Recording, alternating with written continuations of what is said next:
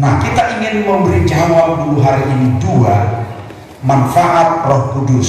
Yang pertama manfaatnya bagi jemaat. Bisa? Haleluya. Manfaat Roh Kudus bagi jemaat yang pertama, nanti manfaat Roh Kudus bagi pelayan, bagi pelayanan. Pelayanan itu adalah dikerjakan oleh pelayan. Jadi apa manfaat api Roh Kudus sehingga harus tetap menyala?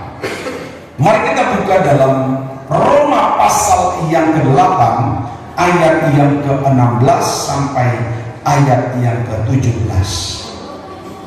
Roma pasal 8 ayat 16 sampai 17. Kita baca bersama-sama setelah hitungan yang ketiga.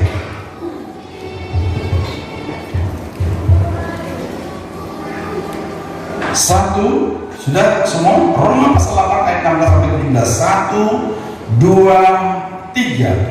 Roh itu bersaksi bersama-sama dengan roh kita bahwa kita adalah anak-anak Allah.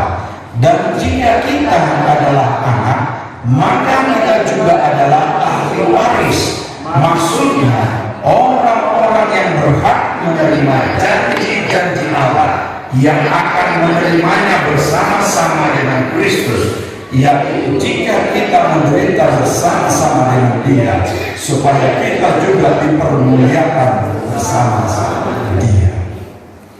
Bapak Ibu Saudara yang kekasih, manfaat yang pertama Roh Kudus bagi jemaat, karena ayat ini menuliskan bahwa Roh Kudus itu adalah bukti sebagai anak Allah. Nah, kira-kira begini, saya kasih gampangnya. Yang WL ini tadi siapa? Bagus banget. Fani buru apa? Hah? Nah, apa buktinya Fani ini anaknya Pak Menalu dengan Ibu Menalu? Hah? Apa? Apakah karena dibilang bapak atau anak-anak cukup? Saya bisa saja bilang bapak ini sekarang bapak, apakah benar saya anaknya? Tidak kan? Betul? Panggilan itu tidak. Bisa saja semua orang Kristen, ya bapak, tidak semua masuk surga. Betul? Itu kan sudah diberitahu. Tidak semua orang yang berseru kepadamu, bapak-bapak akan masuk surga. Nah, apa buktinya Fani WL ini adalah bulunya Pak Menalu dengan ibu? Kakak, kalau kakak, ada banyak orang yang masuk di kakak saya. Stephen, betul ya? Apa dia anak saya? Benar anak, tapi anak cangkok. Itu masih beda. Apa yang membuktikan? Ada bilang akta lahir bisa. Ada juga anak orang dibuat karena sudah 20 tahun menikah nggak punya anak, lalu diambil anak dari rumah sakit, lalu dibikin marganya, lalu dibuat di aktenya. Apa kayak itu? Apa? Kuat bu? DNA. Kakak bisa dirubah, KTP bisa dirubah, akta lahir bisa dirubah, DNA tidak bisa dirubah. Puji Tuhan. Silakan orang lain menyangkal kau bukan anakku. Kan ada yang baru peristiwa itu apa ya, wamen ke apa kasih, saya nggak usah menyebutnya lah, bilang wah itu bukan anakku. Tapi ketika dibilang ayo tes DNA itu adalah sel di dalam tubuh seorang bapak dan ibu yang diturunkan kepada anak. Nah, inilah yang dimaksud roh itu yang akan nanti menyaksikan bahwa kita adalah anak Allah yang kita baca tadi. Roh Kudus itulah lebih dari KTP, lebih dari kakak, lebih dari akta lahir, lebih dari DNA dunia, karena dia telah menyatu rohnya di dalam hidup kita. Itu sebabnya dikatakan ayat tadi, ayat 16, roh itu bersaksi bersama-sama dengan roh yang diberi kepada kita bahwa kita adalah anak Allah. Jadi jangan sembarang, semua boleh memanggil ya Bapak, ya Bapak, ya Bapak, tapi Tuhan bilang tidak semua masuk surga. Harus yang punya DNA. DNA kita adalah Roh Kudus diam di dalam hidup kita. Nah, kalau sudah kita memiliki DNA-nya anak Allah, maka disebut kita akan menjadi pewaris.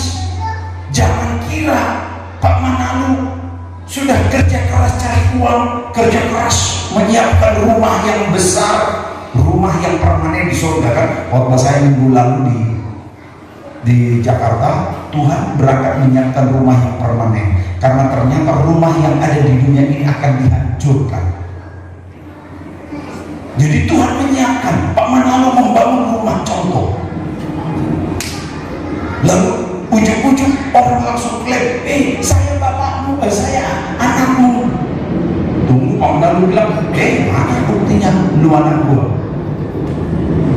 Nah, itu yang dimaksud, kalau kita adalah anak Allah, maka kitalah yang akan mewarisi segala milik Bapa. Amin. Gak usah saya panjangkan, karena khotbah saya panjang kali ini. Kalau saya kupas lagi itu, jadi manfaat Roh Kudus yang pertama, bahwa Roh Kudus menjadi bukti kita adalah anak Allah yang akan mewarisi surga. Yang kedua, masih manfaat yang kedua. Manfaat yang kedua masih bagi jemaat. Mari kita buka Roma 8 ayat 26. Roma 8 ayat 26 sampai 27. Ada yang bisa saya bacakan demikian. Demikian juga Roh membantu kita dalam kelemahan kita, sebab kita tidak tahu bagaimana sebenarnya harus berdoa, tetapi Roh sendiri berdoa untuk kita kepada Allah dengan keluhan-keluhan yang tidak terucapkan. Dan Allah yang menyelidiki hati nurani mengetahui maksud Roh itu, yaitu bahwa ia sesuai dengan kehendak Allah berdoa untuk orang-orang kudus. Manfaat yang kedua, Roh Kudus bagi hidup orang yang percaya. Roh Kudus membantu kita berdoa. Jadi ada banyak di sini yang belum tahu berdoa, nggak usah takut. Yang penting buka hidupmu dulu untuk Roh Kudus. Nanti Roh Kudus itu membantu kita berdoa. Mungkin kau hanya nggak apa-apa, tapi buka hidupmu untuk Roh Kudus. Nanti dia yang membantu kita berdoa lebih dari kata-kata yang kita urai dan susun baik-baik. Roh Kudus itu dia berbicara, berdoa kepada Bapa dengan keluhan-keluhan yang tak terucapkan. Tapi saya menyebut Roh Kudus yang ada pada kita itu pun adalah memimpin kita berdoa untuk tembak langsung. Saudara pernah telepon seseorang? Ada di sini yang punya handphone? Semua hampir, amin. Pernah Bapak Ibu, saudara-saudara menelepon seseorang tidak nyambung? Apa bunyinya? Apa jawabannya? Ketika saudara menelepon seseorang tidak nyambung, apa jawabannya? Nomor yang Anda tuju sedang sibuk. Apa lagi? Nomor yang Anda hubungi tidak bisa dihubungi. Apa lagi? Nomor yang Anda hubungi salah sambung. Apa lagi? Di luar jangkauan. Apa lagi?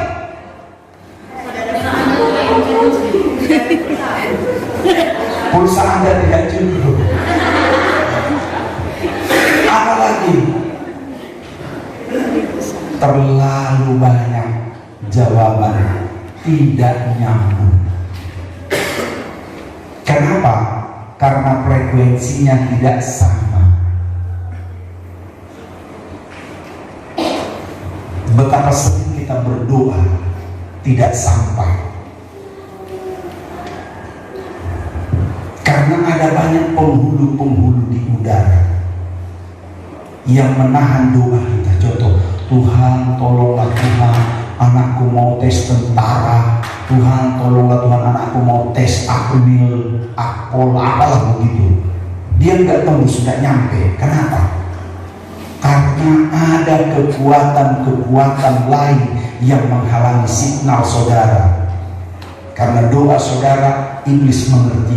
Oh, mau jadi akpol, gagalkan. Oh, mau jadi tes PNS, gagalkan. Karena dia mengerti bahasa kita. Betul? Iblis mengerti semua bahasa kita, tapi kita nggak mengerti bahasanya iblis. Karena iblis itu adalah insan yang paling tua di dunia. Bayangkan dari zaman penciptaan dia sudah dilempar dari atas. Kita baru 50 tahun, 40 tahun umur kita. Dia itu bebas. Jadi nggak bisa, nggak tembus-tembus kanan doa. Tapi kalau doa kita itu dinaikkan oleh Roh Kudus, ada api. Roh Kudus itu adalah api. Coba bayangkan, iblis mau tahan, apa yang terjadi? Tak bakar. Iblis mau tahan itu doa yang kita naikkan dengan Roh Kudus, dengan keluhan-keluhan yang tak terucapkan. Apa isi? Seperti siapa yang berdoa hanya terpisah-pisah, nggak dimengerti lagi kalimatnya oleh imam ini.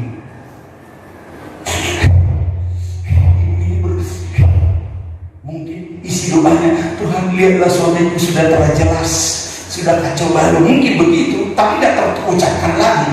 Orang yang tersakiti itu kan biasanya nggak bisa lagi menuturkan kata-katanya, tapi Tuhan mengerti karena Roh Kudus mengawal doa itu. Roh Kudus menjaga doa itu sehingga signalnya langsung begitu dinaikkan oleh Roh Kudus, langsung pintu-pintu surga terbuka. Pintu-pintu surga langsung terbuka, langsung lebih. Wih, ada doa, ada doa, ada doa, ada doa. Siapa yang berdoa? Orang-orang yang dipenuhi Roh Kudus. Luar biasa. Karena itu memiliki Roh Kudus. Jangan hanya namanya kita Pentakosta. Kan merek gereja kita, Gereja Pentakosta Indonesia. Jangan hanya sampai merek aja, tapi kita tidak dipenuhi Roh Kudus. Saya melihat di beberapa YouTube kita yang diposting orang, saya lihat kita terlalu suruh berdoa. Tapi malam ini kita mau tuntut dulu Roh Kudus dicurahkan, dipenuhkan kepada kita. Amin. Manfaat yang kedua itu. Nah, sebenarnya ada lagi manfaat yang ketiga bagi gereja atau bagi jemaat. Gereja makin bertumbuh dalam tuntunan Roh Kudus. Kalau ada gereja yang tidak bertumbuh, saya tidak tahu, tapi Roh Kudus akan menuntun sebuah gereja menjadi gereja yang bertumbuh. Mari kita buka Kisah 9 ayat 31. Kisah Para Rasul 9 ayat 31.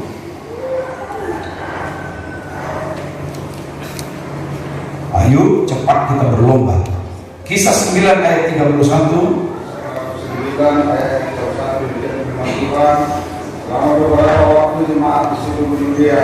Selama beberapa waktu jemaat di Narwastu Sentani, Galilea dan Samaria, di Kabupaten Jayapura dan di Papua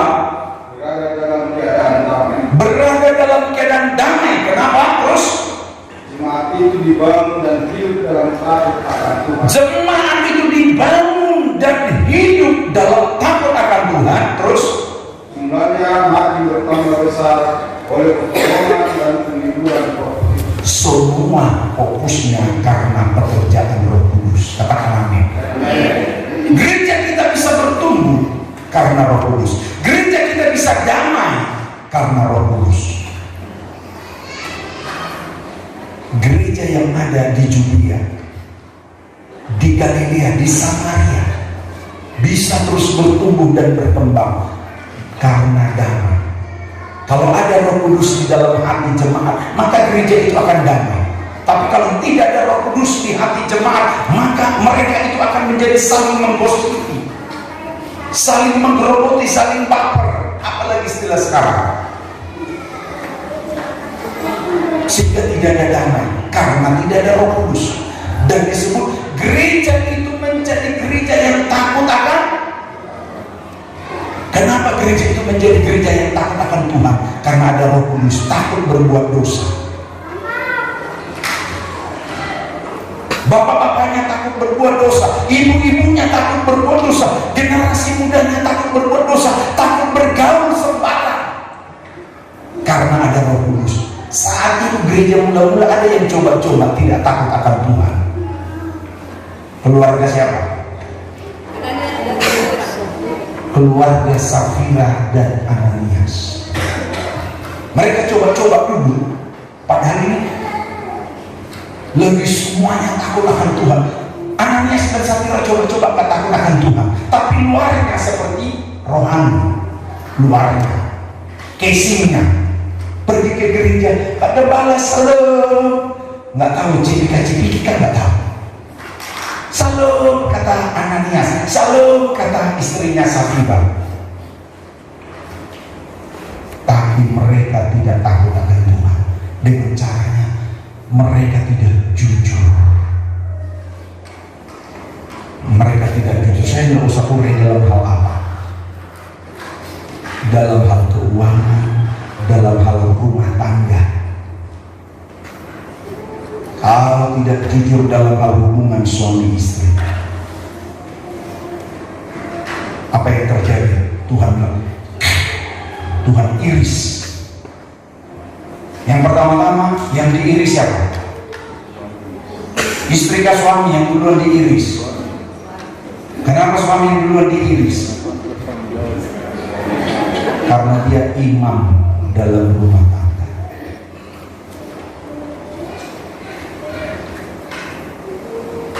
Kenapa akhirnya ikut istri? Karena dia ikut-ikutan. Besar tanggung jawab wahai suami dalam rumah tangga, membawa rumah tanggamu menjadi rumah tangga yang takut akan Tuhan, membawa keluargamu keluarga yang berkenan di hadapan Tuhan, menjadi gereja yang takut akan Tuhan, menjadi gereja yang bertumbuh. Ini manfaat yang ketiga.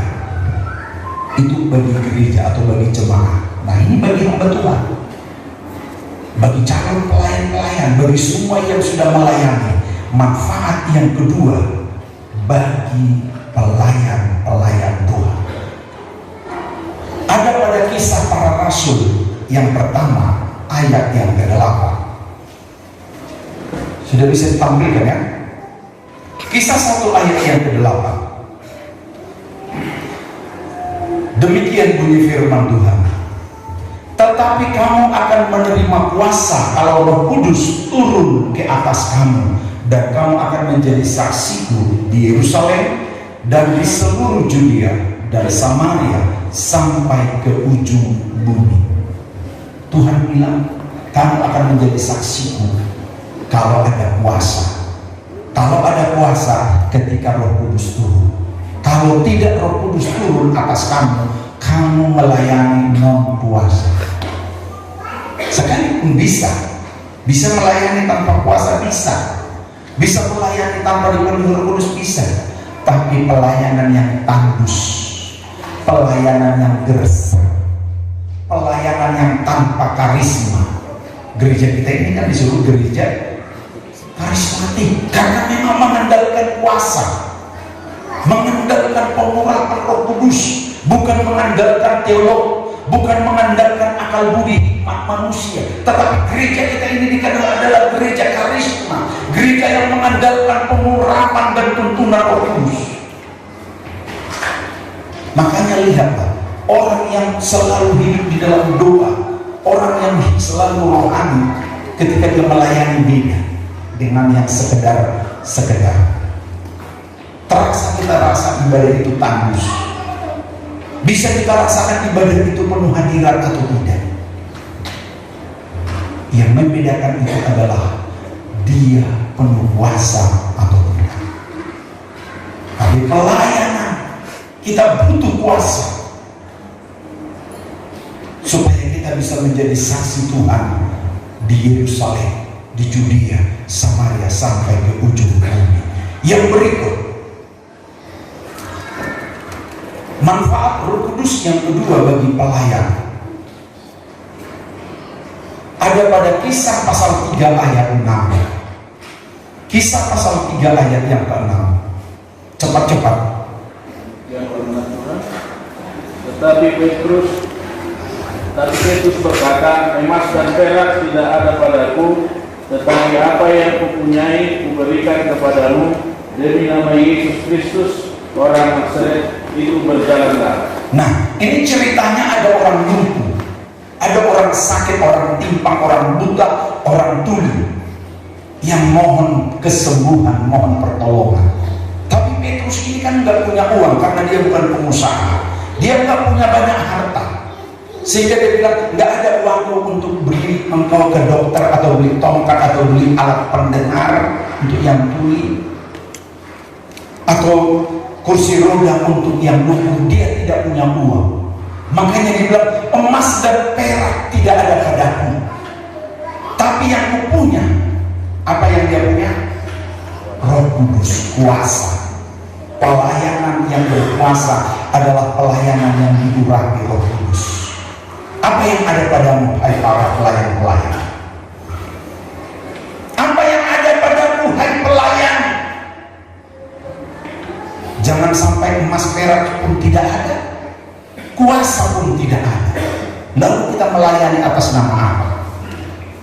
Makanya Petrus bilang, emas dan perak tidak ada padaku, tetapi apa yang aku punya aku berikan. Apa? Yaitu kuasa.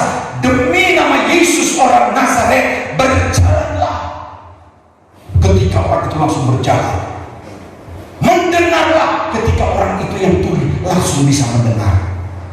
Melihatlah, ketika orang yang buta itu langsung bisa melihat melek. Mulai dia lihat, oh ternyata istriku cantik banget.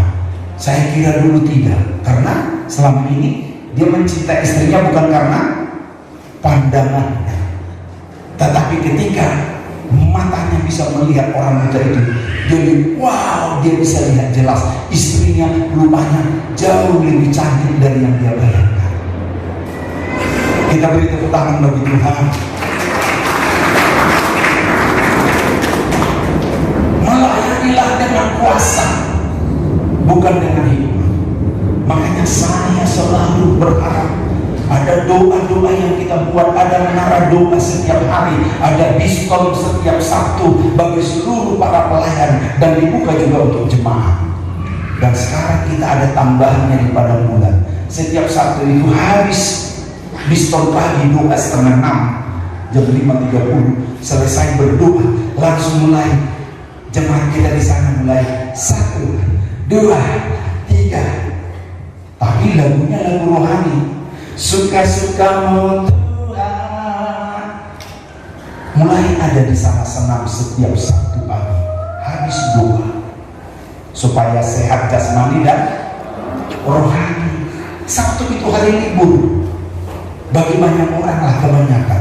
Kenapa enggak datang kita berduyun-duyun berdoa? Kita jadikan rumah Tuhan ini menjadi rumah doa. Jangan hanya hari Minggu dikunjungi gereja, karena ada gereja lain Senin sampai Sabtu tutup. Hari Minggu saja sayang banget, bangun besar-besar bikin AC, tapi hanya dikunjungi hari Minggu. Mari kita kunjungi setengah 6 pagi setiap Sabtu kemarin. Gak apa-apalah, kita hilangkan rasa tidur kita dulu. Nanti toh bisa tidur siang lagi kan kalau ngantuk sekali. Itulah salib yang harus kita pikul, itulah pun yang harus kita tanggung. Saya pun baru terbang dari malam, pesawatnya jam 12 lewat, nggak tidur di pesawat, tidur aja. Tapi saya mau fit kembali melayani, karena saya tahu hidup ini ini bukan karena makan dan minum, tapi karena kasih karunia Tuhan. Puji Tuhan. Karena itu Bapak Ibu Saudara, kita jadikan doa yang menjadi kebutuhan utama kita, karena kita melayani bukan kuat dan gagah kita. Roh Kudus memampukan Petrus melayani. Emas dan perak tidak ada pada kita, tapi dalam nama Tuhan Yesus. Melihatlah yang terakhir,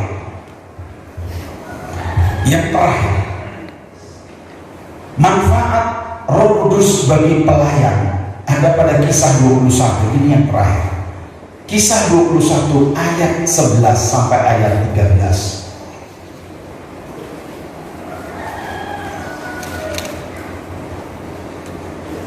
Kisah Para Rasul 21 ayat yang ke-11 sampai ayat yang ke-13. Ada yang bisa saya bacakan kalau supaya lebih jelas? Kisah Para Rasul 21 ayat 11 sampai 13. Dia datang pada kami, lalu mengambil ikat pinggang.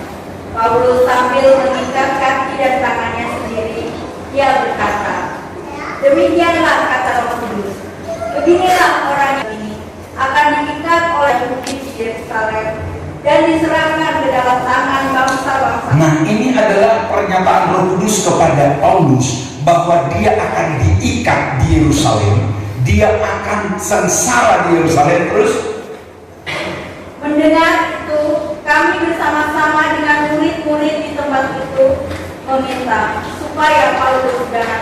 Nah, murid-murid yang orang percaya di Yerusalem meminta supaya mereka jangan mengizinkan Paulus lagi ke Yerusalem, kasihan dia ditangkap. Terus Tetapi Paulus menjawab, mengapa kamu menangis dan dengan jalan demikian mau menghancurkan hatiku? Sebab aku ini rela bukan saja untuk diikat, tetapi juga untuk mati di Yerusalem oleh karena nama Tuhan Yesus. jadi mereka kira kasihannya mereka kepada Rasul Paulus, kasihan dia akan diikat dan akan mati. Tetapi inilah yang Paulus menyatakan, jangankan untuk diikat dan disiksa, mati pun aku rela. Artinya dengan Roh Kudus kita akan menjadi pelayan-pelayan yang rela berkorban. Katakan amin. Dengan Roh Kudus kita akan menjadi jemaat-jemaat yang rela berkorban. Jangankan berkorban uang, jangankan berkorban untuk bawa makan.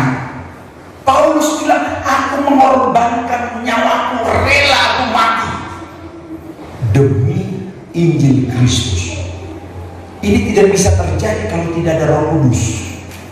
Paling kita ketakutan duluan, paling kita menghindar duluan, seperti Petrus sebelum dia menerima Roh Kudus. Petrus itu sebelum menerima Roh Kudus ditanya oleh orang-orang Farisi, orang-orang Yahudi, imam-imam ahli Taurat, kayaknya kau murid Yesus ya? Saat itu Yesus sudah ditangkap kan? Lalu ditanya, kayaknya kau murid Yesus, dari logat suaramu sampai 3 kali. Tapi dia bilang, enggak, kamu sembarang ngaco kamu, katanya. Kenapa? Karena dia takut. Kenapa dia takut? Karena saat itu dia belum dipenuhi Roh Kudus. Tapi ketika dia sudah dipenuhi Roh Kudus, dia bilang begini, kalau Yesus sudah kalian salibkan dengan kepala ke atas, saya muridnya, saya ini muridnya. Dulu dia takut mengaku murid, tapi bilang, saya ini murid Yesus, saya rela kalian salibkan dengan kepala ke bawah, terbang.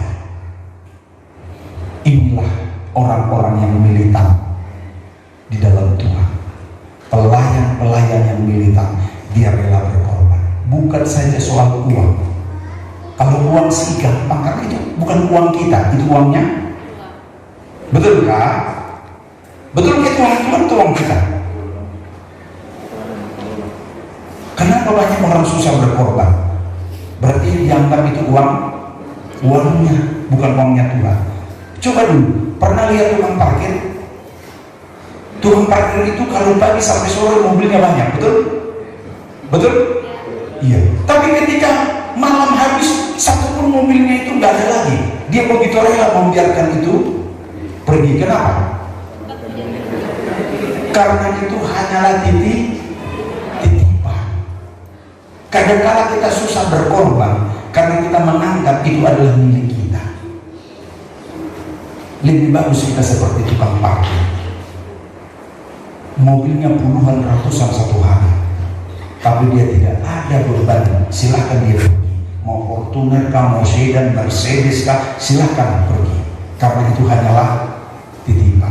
Apa yang kita punya semua adalah titipan Tuhan. Tuhan memberkati kita semua. Amin. Saya mau